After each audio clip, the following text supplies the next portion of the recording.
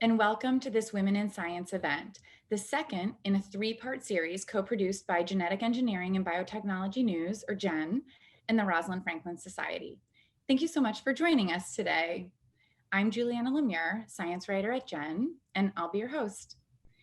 It's a pleasure and an honor to have Dr. Amy Abernathy, the President of Clinical Studies Platforms at Verily, here today. We'll have a chance to talk to Amy about her career path, her experience working at FDA, where the future of clinical trials and real-world evidence studies are headed, and her new role at Verily. Before we get started, I'll pass it over to the Executive Director of the Rosalind Franklin Society, Carla Shepard-Rubinger, who will tell us a little more about RFS. Carla, over to you. Thanks, Juliana. The Rosalind Franklin Society is again so pleased to be hosting this Women in Science series with our colleagues at GEN. The mission of the Society is to showcase and promote the careers of women scientists worldwide. Many, like Rosalind Franklin, work tirelessly without recognition, but with an uncommon passion and commitment for their work. Dr. Franklin's now famous photograph 51 was the cornerstone of the discovery of DNA, but was given little recognition during her lifetime. Our speaker today has in fact received important visibility and is a model of creating a career across sectors. We are excited to hear more about her path, her new work at Verily, and followed by an interview with Juliana and me, and of course, time for some audience questions as well. Thanks so much for joining us, and back to you, Juliana. Thanks, Carla. Yes, I want to mention that we welcome your questions for Amy. So please just drop them into the Q&A of the Zoom, not the chat, and we will try to take as many as we can. So some career paths take a winding road, and there are few people that know that better than Amy. She's held roles in academia, industry, and the government. Amy is currently, as I said, the President of Clinical Studies Platforms at Verily, an alphabet company founded on the convergence of healthcare, data science, and technology, building integrated solutions to improve health. Before joining Verily in July, Amy was hired by former FDA Chief Scott Gottlieb to be the Principal Deputy Commissioner and Acting Chief Information Officer of FDA.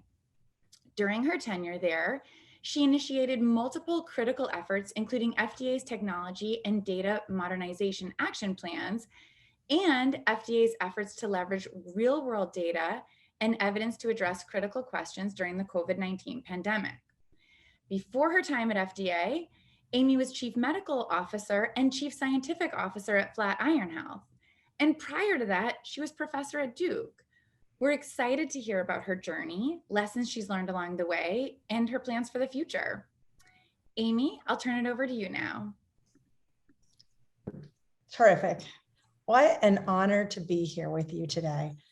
And an honor to be here with you today under the marquee of Rosalind Franklin. I think she reminds us how important it is that we all bring our best selves to science, no matter what's going on, and that the work that we do makes a difference every day. I'm delighted to talk a little bit about my life and the way I've thought about the problems sitting in front of me, and even more excited about the conversation we're going to have afterward, including questions both from Juliana and then also from our audience. So thank you for joining us today. Before we go to the question, I thought I would spend a little time hitting on 4 key points. First, I'll tell you a little bit about what's the problem I've been trying to solve and how have I been going out about trying to solve it across my career. Then I'll talk to you a little bit about my experience at FDA, because I think a lot of people are often curious about what it was like to work at FDA. I'll talk about what I see as the future of clinical trials and real-world evidence, and then finally about my role at Verily and why I took this role at Verily. So let's go back a little bit. I went to the University of Pennsylvania as an undergrad and then ultimately went to medical school at Duke University in North Carolina. I arrived in North Carolina in 1990 and became an oncologist as part of my clinical career. And when I was in the oncology clinic, I was actually in a clinical office, like my space where I saw patients. And it was about 8 feet from the other side where was the lab that I worked in. And it made me really, it was just pained me that the work that we were doing in the lab oftentimes was going to take 10 to 20 years to make it into some type of intervention that was going to improve the lives of people with cancer. Later in my career as an oncologist, you can kind of see this story play out. So circa 2008, 2009, I was in the oncology clinic as a melanoma doctor. And at that time, if you had a 3C melanoma, the chance of death at 5 years was 50%. Yet on the other side of the wall, 8 feet away, we were studying treatments such as BRAF inhibitors and new ways of harnessing the immune system to treat people with melanoma. And really the why that has motivated me all of this time is that story from the cancer clinic. How do I find a way to take better care of the person in front of me as quickly as possible? And how do we speed up the process of understanding what's going to work for whom and when in a safe and effective way? When I was a young faculty member, one of the things that became really clear to me was that just in the overall delivery of care, we would ultimately basically be able to map the journey of a patient, both through the stories that we would tell, the information we would collect in the medical records, and the data points that would be collected in the laboratory or through radiology findings in other ways. But that mapping that happened through the narrative and through data points in the medical record actually didn't map to our ability to take better care of patients quickly. In fact, when we did clinical research, we did so completely separately. What happened in the clinic and the mapping in the electronic health record did not transfer over to the building of a clinical data set for a clinical trial. And so ultimately, as a young faculty member, I decided to do a PhD in informatics. And the focus of my PhD was really asking the question, how could we organize data, and specifically clinical data like electronic health record data or patient reported information like symptoms and quality of life, in order to be much more efficient in using that information to populate the clinical trial data set or other data sets that we could use to understand how do medical products work. That led in about 2005, 2006, to developing a program at Duke that we called the Cancer Care Research Program. We were asking the question, how do we use the information in the delivery of care to do better research? And then ultimately, we moved beyond just cancer to asking, how do we do this in aging and in gut diseases, et cetera. And we built out something called the Duke Center for Learning Healthcare. And what we realized in the Duke Center for Learning Healthcare is we could use better technology systems, software, better data systems to organize the data across a complete health system like Duke. We could use data warehousing and statistics, et cetera. But we were locked by the boundaries of geography. So I was a full professor, a professor of medicine, kind of at that point, in a lot of ways, it seems like I should have slowed down. But I was still trying to figure out, how do we get better at figuring out what works for whom and when, and shortening that time to understanding treatments in the lab and how they work for real patients. And so my question became, could we motivate the health tech industry, Silicon Valley? What about venture capital to try and solve this problem? And so circa 2014, I hopped out of my seat at Duke and joined a health tech company in New York City. I was employee number 30, and this company was called Flatiron Health. And the whole idea was to ultimately leverage a cancer-focused electronic health record, which was being used by about 30% of cancer doctors across America, and clean up the data in that electronic health record so doctors could do a better job, but also then we could leverage those data sets to do clinical research. Interestingly, during that time, in order to move the work forward, I also worked on the 21st Century Cures legislation here in the United States. And I spent time in Washington trying to understand both what would motivate the American public and Congress towards figuring out how to do new research using these new types of data systems. And then how do we help FDA have the tools and capabilities that they would need in order to essentially establish the rules for what does good look like with respect to novel clinical trials and use of real world data for many different ways of understanding the performance of medical products. Now, the Flatiron Health story, many of you might know, ultimately Flatiron as a health tech startup was acquired by Roche in 2018. And suddenly I found myself in a place asking the question, what's the next step in moving this story forward for how do we leverage data and technology to speed up the process of understanding what works for whom and when. By that time, the 21st Century Cures Act had been passed and FDA was working on writing the guidances, the rules of the road for how to leverage real world data and real world evidence and how to think about using new clinical trial designs.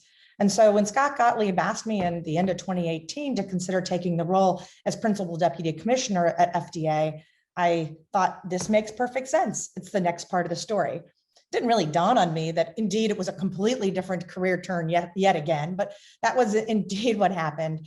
And so at the end of 2018, going into 2019, I left my role at Flatiron to join FDA as the Principal Deputy Commissioner.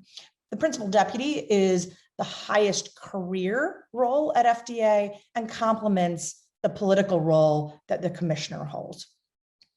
And I said at the end of 2018 in Stat News that the reason I was going to FDA was to work on three things. I wanted to work on personalized medicine, real world data, and patient centricity.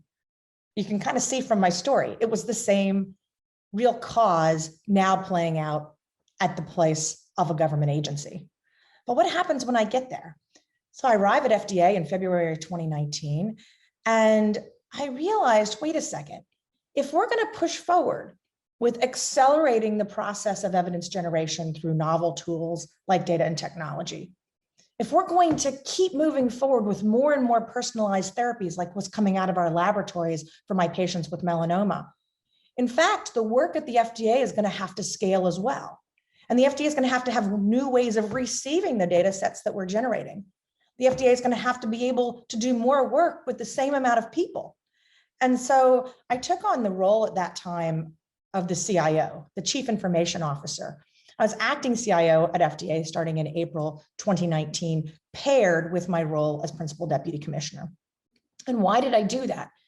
Because it was clear that the role of data technology in a regulatory agency needed to become a strategic role responsible for helping to grow a regulatory apparatus of the future that could receive the kind of data sets that we might be generating in the future with evidence generation. And that the FDA could, if we set it up in the right way, leverage data and technology to be able to do its work faster and smarter. And so at FDA, I instigated the Technology Modernization Action Plan, the Data Modernization Action Plan. We went to Congress and reorganized how the technical apparatus of the agency reports so that it was a strategic function and able to do work more quickly. We made sure we had the right kind of budgets. And one of the big things that I worked on at FDA, in addition to sort of the day-to-day management of the agency, was moving the agency forward with respect to its technical prowess and capabilities to act in this world of the future where data and technology would move things forward. Now, you're sort of noticing that I said I joined FDA in April of 2019. The Technology Modernization Action Plan, it's really interesting. When I think about it, we put that action plan in place in September of 2019, thinking that the premier use case was EVALI. Remember vaping-related lung illness? In September of 2019, that was the big conversation, and the need to understand EVALI quickly, understand why kids were suffering from this was really one of the key examples at that moment in time. But you can imagine that September 2019 was rapidly followed by January 2020. And suddenly the technical interfaces that we had started to develop at FDA to solve for the surveillance questions of a valley suddenly became that much more important as we went into the pandemic. So now really, as I go into 2020, what I could see was indeed the data and technology focus that we had going into the pandemic was very important, and we needed to keep pushing that forward. And then I also needed to think about, on the scientific side, how do we start to prepare the agency to develop its capabilities to leverage real-world data and the new data set capabilities that we were planning for the future. And so within the context of the pandemic, I developed a set of programs to help the agency in the entire area of science in the United States leverage real-world evidence, called the Evidence Accelerator, which takes me kind of to the end of the story.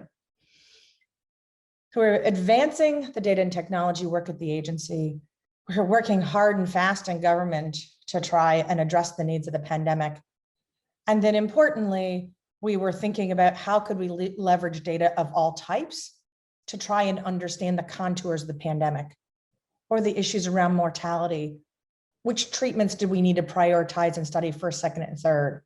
How do we understand a treatment's impact in the context of a rapidly changing pandemic? And as that was going on, I saw something else. I saw that our laboratories and our discovery sciences were working on all cylinders. I mean, think about the development of vaccines and how quickly that happened as soon as we understood essentially the whole genome of the virus. I saw that we were scaling the regulatory apparatus. We had leveraged a number of different types of regulatory flexibilities in order to address the pandemic. And that part of the equation of more quickly getting treatments that work to patients was also starting to work well. But when I zoomed out and looked at the story, what I could see was that our discovery engines were working quickly. We were working on scaling the regulatory apparatus and figuring out how to get treatments to patients. But we conduct clinical trials, we design our studies pretty much the same way we did when I started medical school. So our clinical trial thinking is still circa 1990, 1995. And so one of the things that I realized at that moment in time was that I really needed to leave the agency to go and work on that problem next. And I therefore left the agency in April of this year. And I didn't have a job when I left. I had a hypothesis, the next big problem to work on in order to take care of the patient sitting in front of me was to work on how do we plan for evidence generation of the future? How do we now imagine a clinical evidence generation apparatus of the future that combines traditional clinical trials with the best data that we have within the context of the real world data space in order to get to a place where we have totality of the evidence and the ability to continuously evaluate medical products like the vaccines within the context of the pandemic continuously across time. That means that we have to think about leveraging data and technology in new ways.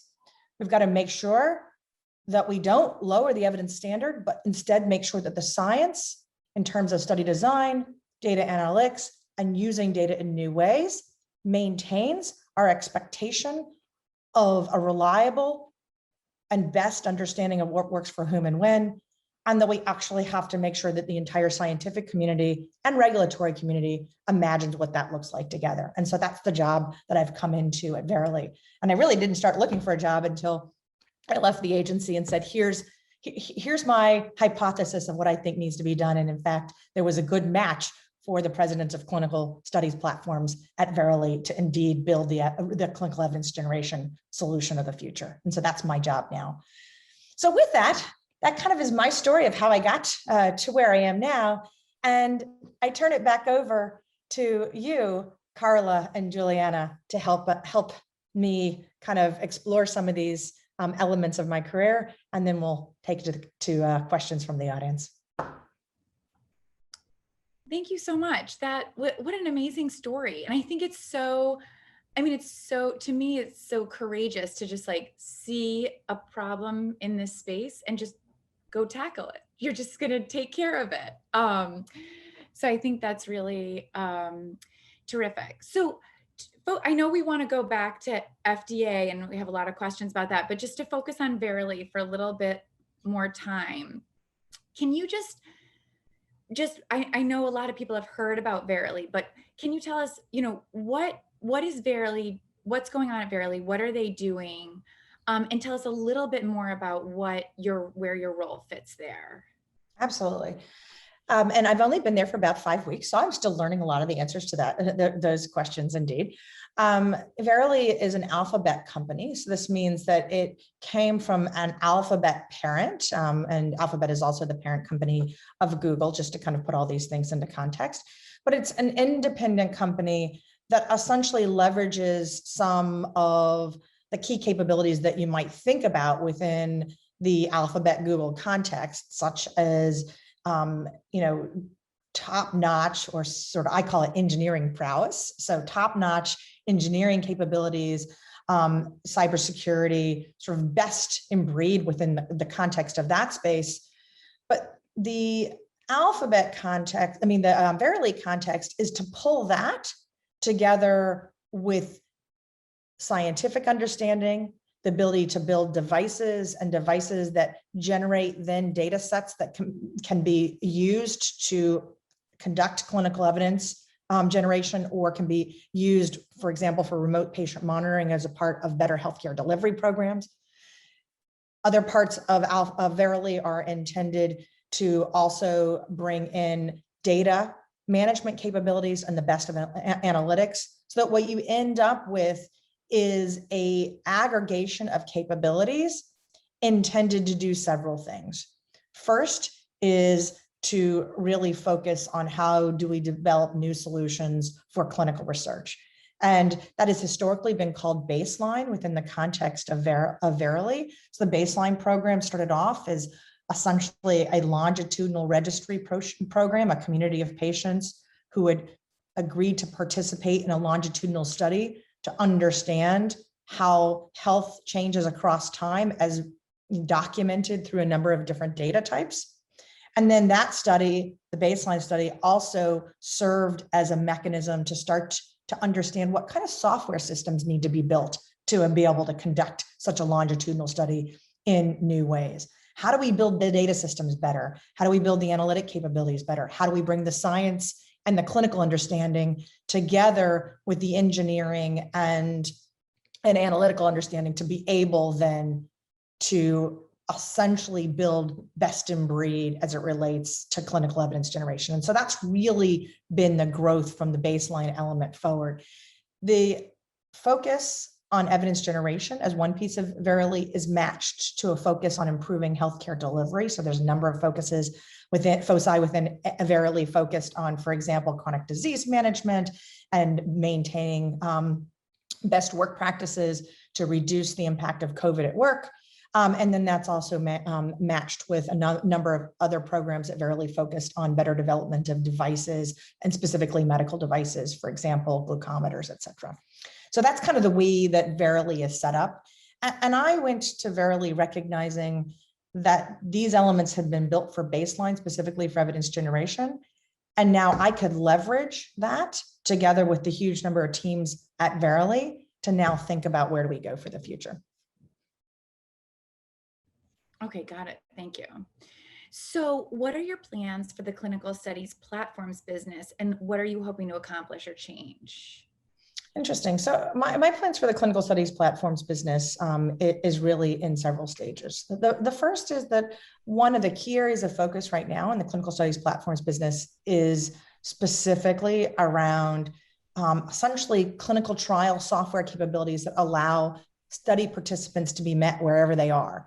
Many times we call these decentralized clinical trials capabilities. So the ability to interface with patients and get consent through digital interfaces, the ability to collect data such as symptom data or information from a study watch directly from patients, as opposed to them needing to go to research sites. So Verily has already built a number of capabilities around virtual or decentralized clinical trials, and we will continue to build those out to ensure that research is as patient-centric as possible, because that is a key feature, as well as efficient as possible. The second thing is we're going to continue our focus on improving the use of all types of data in order to make research more efficient. Right now, you can imagine that the way clinical research typically happens is you have a study and a set of objectives, and then you generate a single data set. That single data set gets analyzed, and then there's one answer. And how do we actually think about organizing data differently so it's more than just one single closed-in data set, but data sets that are merged together in new ways to be as efficient as possible, and also maybe answer more questions than just one. And then the third thing we'll start working on is how do we improve on study designs? How do we move from one-to-one study designs to study designs that ultimately, for example, have a traditional study design, a traditional clinical trial, and then append real-world data for longitudinal monitoring of patients across time, so the patients don't need interference with their daily life in long-term settings as we start to understand how medical products perform over the long term. Okay, thank you so much. I think I'm going to pass it over to Carla to kind of go back and ask some questions about your time at FDA. Absolutely. I surely am impressed with where you've landed and what's ahead of you, but there's so much in your background and your critical work at the FDA that I and many of us have questions about. So I wanted to first ask, when you joined FDA after a long career as an oncologist and then working on the commercial side at Flatiron, what were some of the biggest learnings for you moving to government and to that role? Were there surprises for you? Oh, interesting.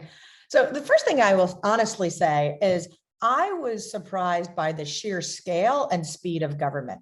There was, in my mind, always this, kind of like something around government pace that I assumed things would be slow and plodding. And in fact, government moves very, very fast. The reason why it looks slow from the outside is any one potential swim lane may be moving slowly, but there are so many things that government is doing simultaneously that they move very, very quickly in aggregate.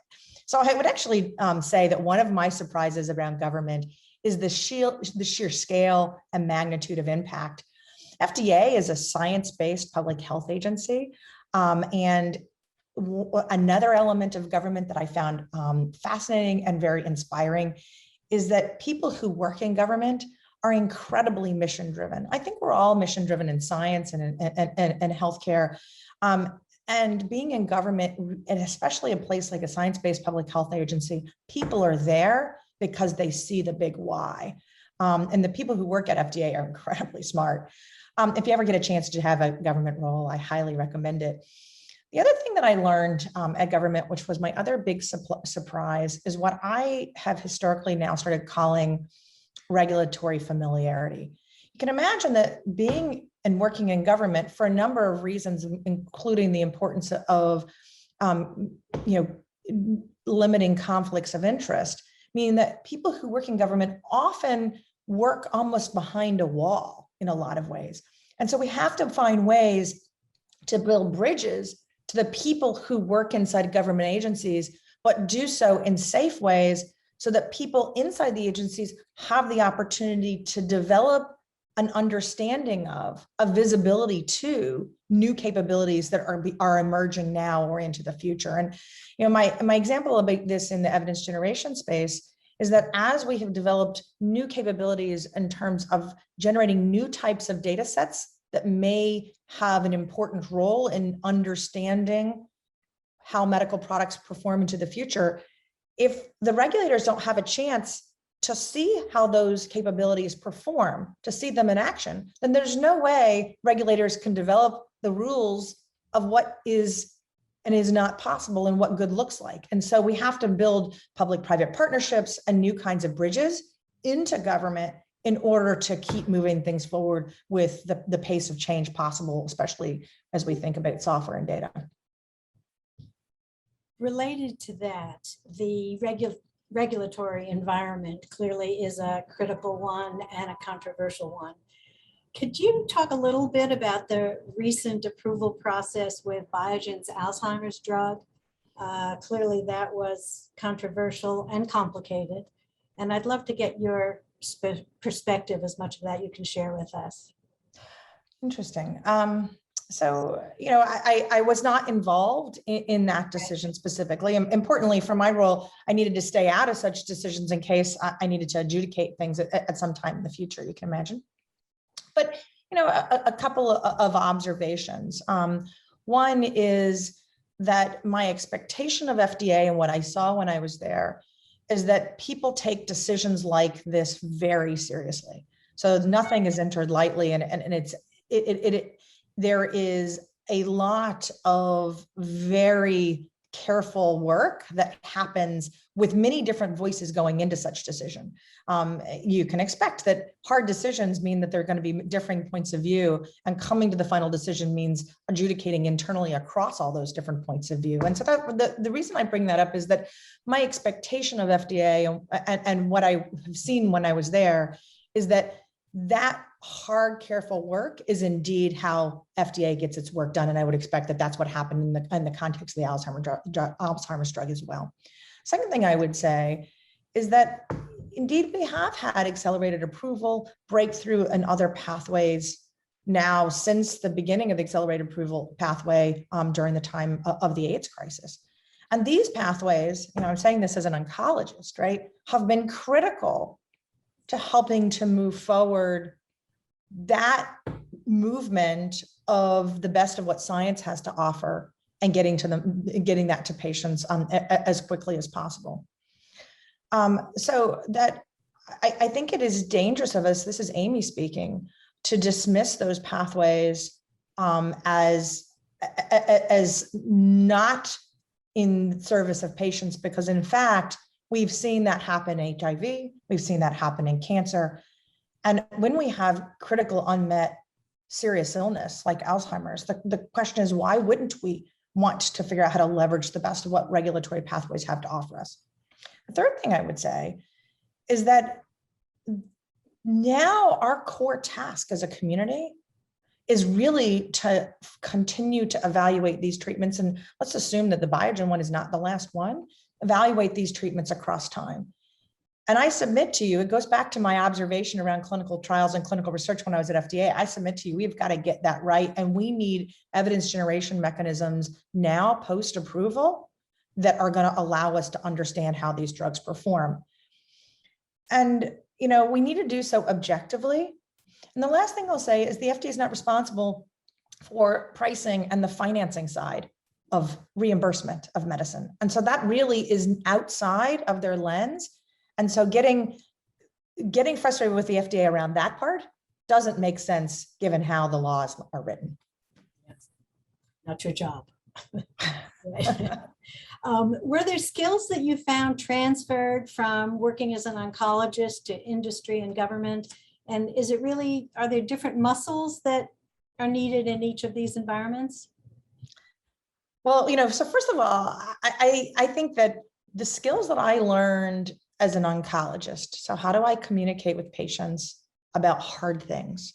And the skills that I learned as a scientist, the scientific method, the ability to create a hypothesis, and also a understanding in my own head and my ability to communicate that to others as to my conviction, my belief, or the sort of level of belief that my hypothesis is correct, has been really important across all of these areas. And so I would say that I rely on those or fall back on those pretty frequently.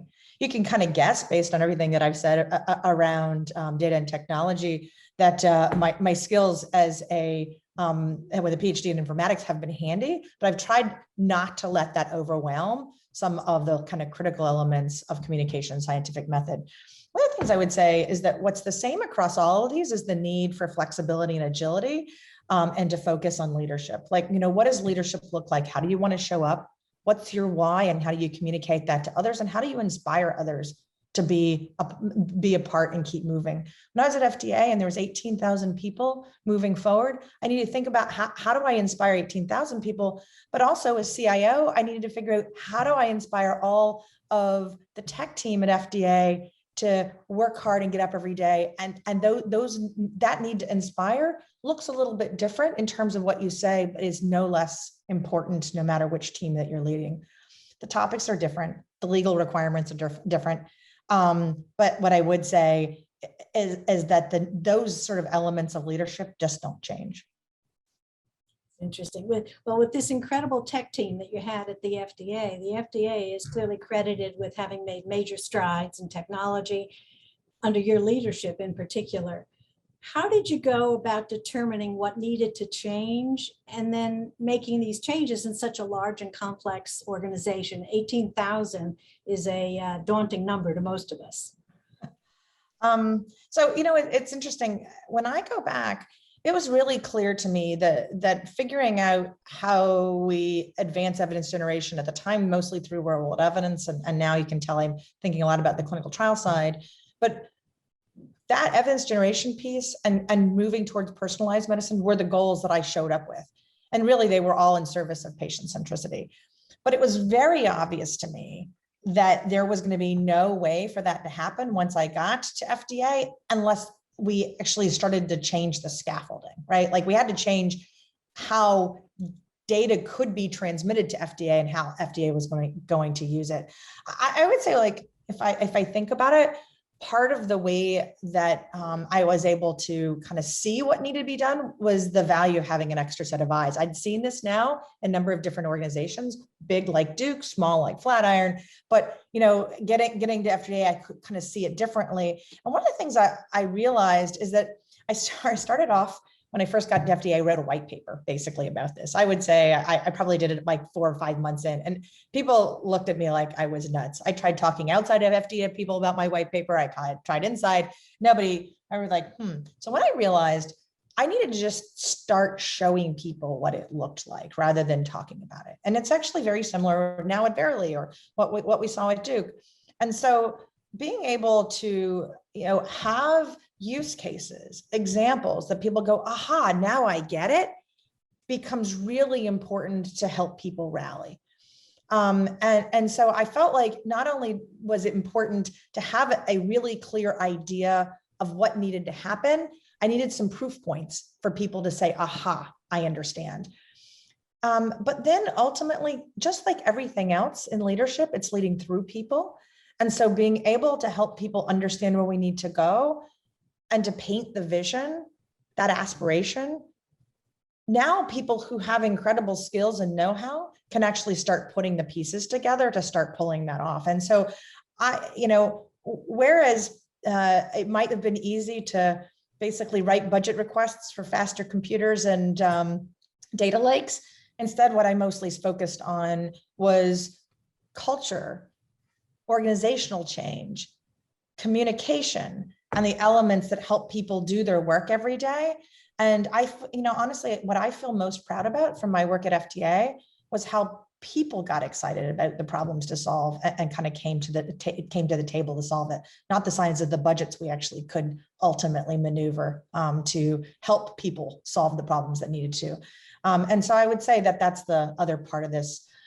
You have to, though, and this is something that's coming up at Verily right now, you have to actually push from both sides. You can't just stand kind of at the pulpit and tell everybody, here's what we're going to do. You actually have to roll up your sleeves and be a part of getting things done so that then as you start moving things forward, everybody feels like they're rowing in the same direction. And so that's one of the things that we did a lot at FDA as well. Well, speaking about the leadership and the importance of the pulpit, why do you think it's taking so long to find a new head of the FDA? Oh, actually, so I very explicitly left FDA when I did, and I've said it vocally before, because I wanted to also be able to put my voice and weight behind Janet Woodcock, because I really do think she's a terrific leader, an absolute terrific leader for the FDA. I think there's a couple of reasons it's taken a long time. One reason is, at least in the beginning, I'll say January to April, May, frankly, FDA was one of the places with senior seasoned leadership that, there were a lot of other fires to fight for the administration, and that was one element. I think another element of it certainly has been that in the trading that happens in Washington, if you're trying to push forward the infrastructure bill, you can't kind of upset certain people who have different points of view on other things. And I suspect that's playing a lot out. at the end of the day, this is a science-based public health agency that's critical to the pandemic, and we got to get this moving forward. I don't know what's going to happen, but I do know it is absolutely critical that we have strong, stable leadership at the helm of the FDA, because it's very hard to take risks and do, the big things that need to get done until you sort of know this is my job, and the Congress knows that's what your job is. The one thing I'll say, thank God it's Janet Woodcock there right now, because she at least is able to have the conviction of, I know that this is what I need to do, and gets things done. Right, and both her science and her longevity at the agency are critical. Yeah, that's absolutely. Very exciting. Well, I don't want to dwell on the past too much, so maybe we'll have Juliana focus on a little bit more on what you're doing with clinical trials and real world evidence, because that clearly is the important future you're going to be working with. Yeah, sure. So what do you think needs to change in the way that we conduct clinical research to get medicines, devices to patients faster? I think one of the big issues here is that we need to go from this concept of one question, one study, one answer, to being able to have a meta study that has multiple answers. So that is a critical shift in the way that we're going to need to think about how evidence is generated, because otherwise not only does it take too long, but patients can't multiply participate in many different pieces of research. I think we also need to pair the narrow evidence that comes from a formalized clinical trial with sort of narrow eligibility criteria with much more inclusive evidence that comes from real world data, because otherwise what we do is we end up leaving out the real people where interventions are meant to touch. So we're going to need to start thinking about totality of the evidence in order to get to inclusive evidence. And then I think we got to get rid of the data lock mentality. Right now, the way that we think about things is we get to data lock, and then the data are finally cleaned. We get to an answer, and then that answer is thrown over the fence to FDA or whoever else is actually supposed to cross-check it. And we need to actually get far more seamless and dynamic in terms of how data sets and answers then get passed over to the other people who need to adjudicate and cross-check in a continuous way. And that's going to require us to think a bit differently. Our data lock mentality comes from the way our systems worked in 1995, and we just have far better technology that we can leverage these days to solve for that. Okay, great. And how can we drive greater patient participation in clinical trials? I guess it's funny because, I know people who are desperately trying to get their children in the COVID vaccine clinical trials and actually can't get in them. But I guess normally that's not the problem, right? That everybody wants to get in.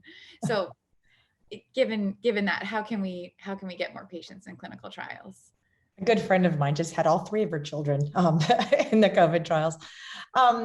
I think that I've had this kind of concept in my head of what I call a recruitment product manager, like a person whose job it is to think about all of the ways that we interface with real people to help them know about clinical research, potentially participate in formalized trials, and sort of be ready also to receive the output of information in the future. So we need to see, the idea of recruiting or interfacing with people in the clinical research landscape like any other hypothesis. We've got a series of potential ways that we might improve on this, and we need to develop the solutions and test them and figure out what works for what kind of problem and community. The second thing I would say is that I think we should also think about people who are already prepared to know about research and be able to potentially be involved in the future. I saw this as an oncologist, especially in the breast cancer community, where the advocacy community motivated people who have breast cancer or who have friends or family members of people with breast cancer to now be parts of large communities and registries, so that if there's an interesting study in the future, they can then be more quickly notified and participate. And I think we need to do that on a number of scales. The problem being, though, none of us is any one thing, right? And so we actually have to think about it not as recruiting breast cancer communities or recruiting communities of patients who have inflammatory bowel disease, but rather how might we be participants as people in multiple communities, or how might the communities come to us in some ways? And so I think we got to think differently about that. We also need to give people their information back, right? Like, it's not a one-way participation. And we also need to recognize that you shouldn't have to go to the clinic or hospital to participate, but you should have the opportunity to go to the clinic or the hospital to participate. Right now, we seem to have this bifurcated version of decentralized clinical trials or clinical trials at research sites, but we need to be able to blend that. What if you're in a decentralized clinical trial and you have a safety concern, or just you want to talk to your healthcare provider? Why can't you now go to a site? And so we actually need to sort of pull those things together. So it's more about what people need and not about the requirements of the system. Got it. I mean, so would you say at the core, it sounds like maybe communication with patients slash people is really a huge kind of area to improve. Is that correct? It's always an afterthought, in research, right? Like the communication bits is either the newsletter or, by the way, can you remember to say this when you're a busy study coordinator to a patient as a part of all the different things that you're doing. And instead, actually, communication, just like leadership, and we're talking about all the different ways of moving things forward at FDA and other places, communication is fundamental to how we interact and do our work together. And so it has to be high on the priority list. It's not an afterthought. Absolutely. Totally. Couldn't agree more.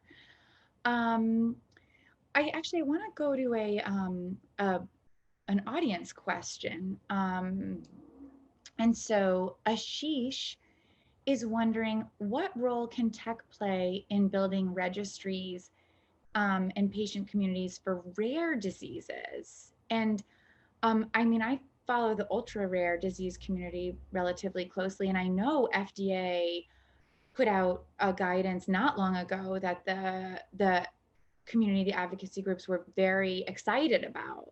So so how does all that work with something like rare diseases? So, this was something that we were starting to explore when I was at Duke, and certainly I have been exploring now at this point through all of my lives, which is that how do we leverage software? How do we leverage better ways of pulling in data from multiple systems to solve for building the registries? My example that I used to work on at Duke is that, and I worked together with the gentleman who started the Cordoma Foundation, and he got his care partly in a state 600 miles away from where he was living. And one of the things that he often talked about was that the places that, as a rare disease patient, that you interface with are not connected electronically. Their data systems aren't connected, but yet we need to be able to build registries and methods of interacting with individual people in the rare disease community, as well as helping for the safe and secure longitudinal collection of information from many disparate places. And tech has a huge role to play in that. There's been a number of tech companies focused on this, as well as advocacy groups. And I think that the biggest thing to remember here is that it doesn't have to be any one solution. There needs to be something that allows for safe information, and that real people should have the opportunity to say yes or no. Like we opt in and out of all kinds of things in our lives. And so if you are a person in the rare disease community and you're an enthusiastic, yes, but then somebody doesn't use your information correctly across time, you should have the ability to say, this is not for me anymore, and pull back, because then that keeps all of us, responsible and honest as it relates to making sure that people's information is used in ways that are aligned with what they've given permission for in the future. And so I think there's a huge role for tech to play, but it's also a conversation we should be having as society to make sure that we're doing these things in the right way. Okay, terrific. Our hour is flying by, and I know that Carla has some questions about being a woman in science, so I think I'll pass it back over to her. I would be remiss, having sponsored this with Rosalind Franklin Society, to not tap into a little bit of your experience. And just if you could think back on the challenges for you as a woman in science, both in your early career, your academic training, and now. Has being a woman been an asset, a liability, neither, both, different at different times?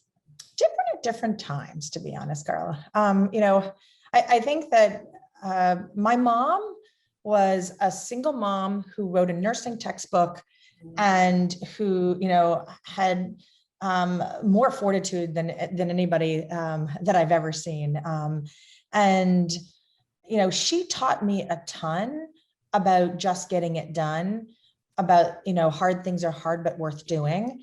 And so I would say that being a woman across time, sometimes I didn't have the mentors that would help me figure out how to navigate a situation. And I needed to figure out, how do I cobble together mentors that would be able to help me navigate the situation, but also do so gracefully as a woman.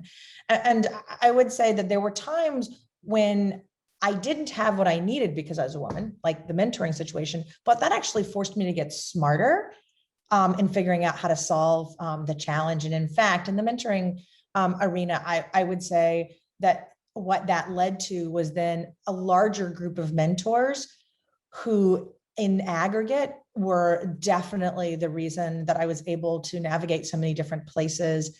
And their advice and ability to help me along the way was actually a byproduct in the beginning of not being able to find a mentor, and then having to come up with a creative solution of essentially a board of directors with multiple mentors to help me along the way. So I would say it's been hard as a woman, but it has also made me smarter and has given me fortitude. The other thing that I would say is that I've decided somewhere along the way to not worry about being a girl. And what I mean by that is I didn't try and hide it. I liked feminine things. I wanted to be a mother. I was perfectly happy and actually much happier being able to say, this is how I am, than actually trying to be something different.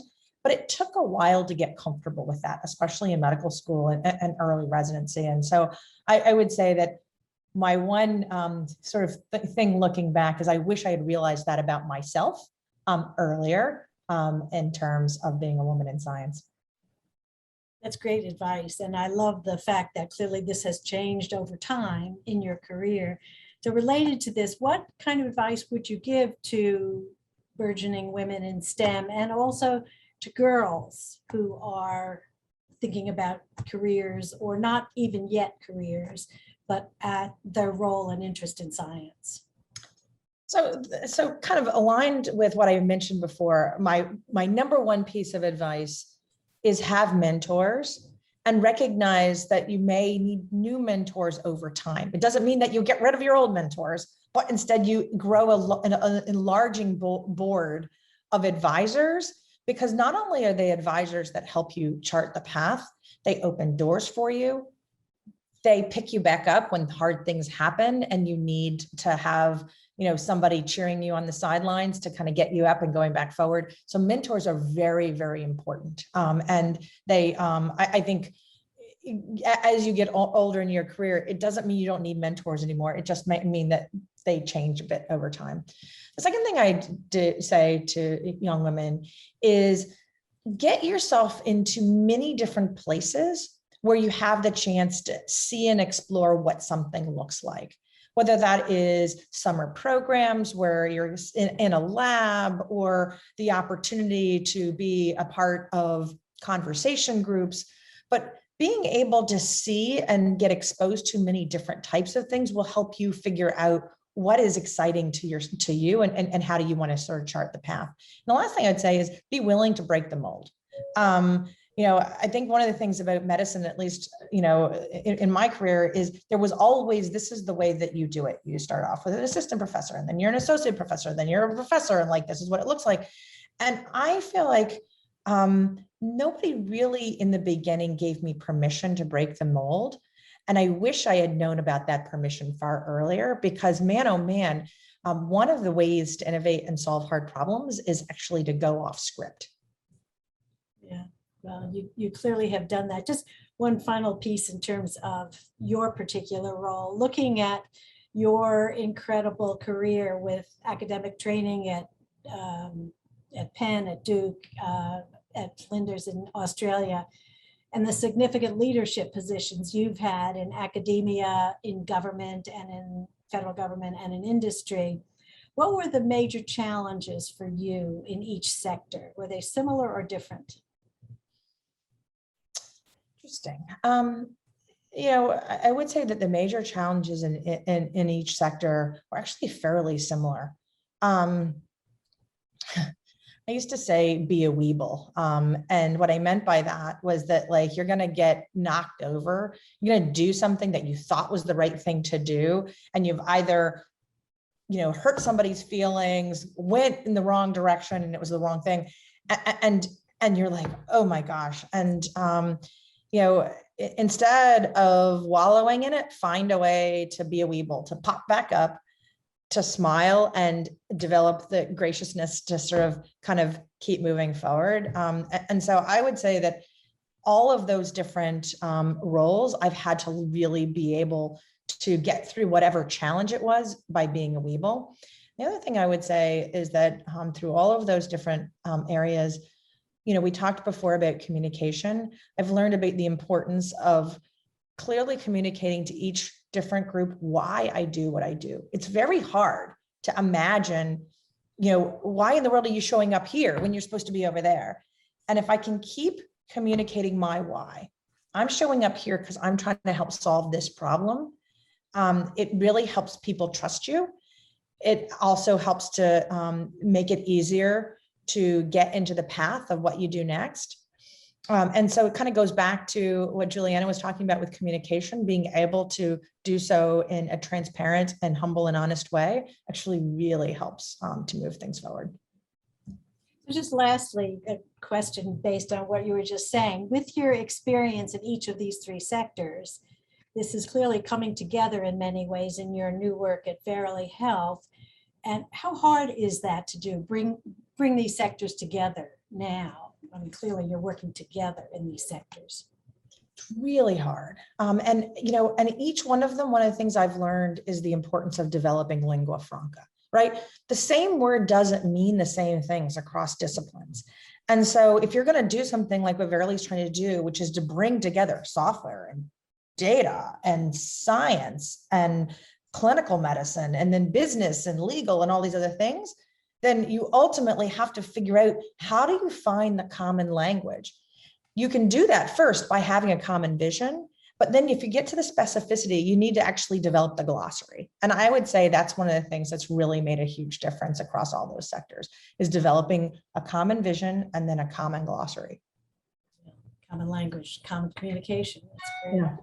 Well, I don't want to take our last minute here. I think Juliana can help us close, but this is just such a tremendous amount of information and inspiration, and really thank you for this. Thank you. Yeah, absolutely. We could talk about this all day, but we know that you're extremely busy and have other things going on. So I'll just say that this brings us to the end of our discussion and concludes part 2 of our Women in Science series. We want to again thank Amy and Carla for terrific discussion. I want to thank our team behind the scenes for making everything run so smoothly. And I want to thank all of you for joining us. Please join us again on October 1st for our last talk of this 3-part series. We'll be talking to Fiona Murray, the Associate Dean of Innovation and Inclusion at the MIT School of Management. She'll give a talk entitled The Generation and Commercialization of Innovation: Who is in the Room/Lab? And you'll be able to find today's event on demand on Jen's website. For everyone at Jen and the Rosalind Franklin Society, I'm Juliana Lemure. Stay safe, and we'll see you again soon. Thank you. Thanks, Amy.